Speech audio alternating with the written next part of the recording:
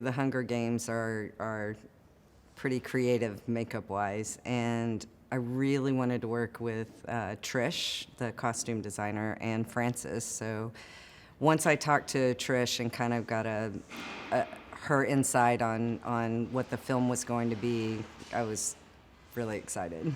It definitely opened up possibilities, and Frances talked to us early on about, the look of the film, and he wanted it to be really gritty and dark and dirty, and then there's just so many different types of characters on this film too, that we were doing period with a twist, and we were doing, people that have been in a truck in mud for, we'd be living in that world for a week and then switch over to like the academy and the lakeside. And so there were so many different avenues that we could really be creative on this film. Lucy, she has quite a few looks on this, weirdly enough. And we started with the games, so we had a lot of, it was just her dirty and sweaty the whole time.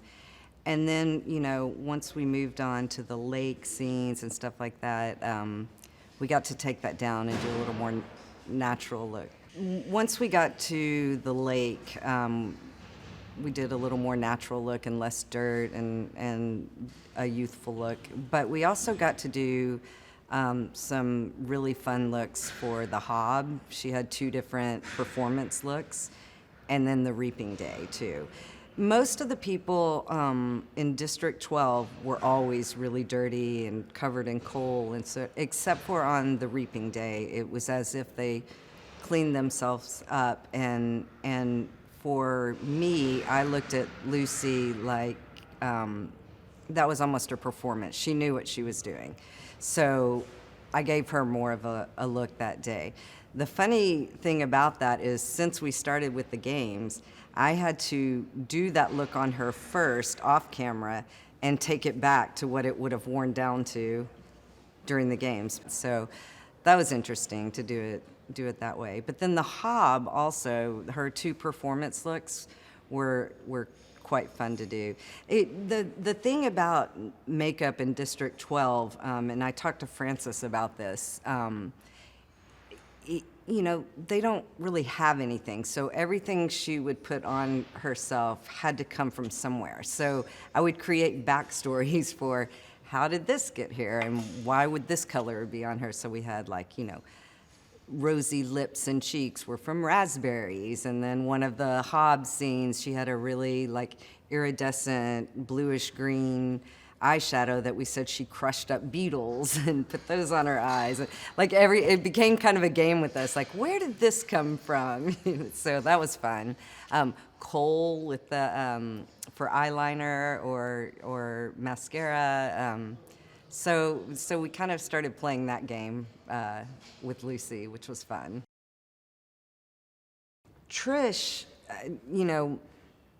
has such an amazing eye and is so creative, and everything she does, I'm just blown away by. And it's really inspiring when I see her illustrations and things. It just immediately brings out the creativity in myself.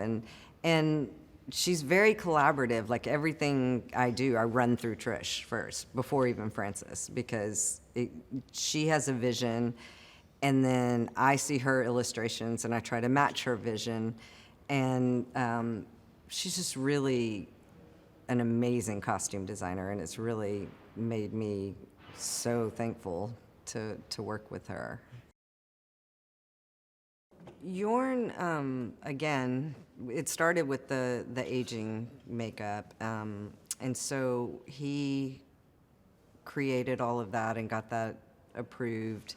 And then we'd found out that Viola wanted to have 2 different color eyes for this. So one of her contacts is an ice blue that I created with Jessica Nelson in Los Angeles. And Sergio, who is Viola's makeup artist, created the eye shape and the lip on her, and I think obviously that was amazing. So the whole look together and the hair, all of that together was so amazing, and it just like brought that character to life so much. And then you throw the costume and her acting, and it's just a really magnetic character.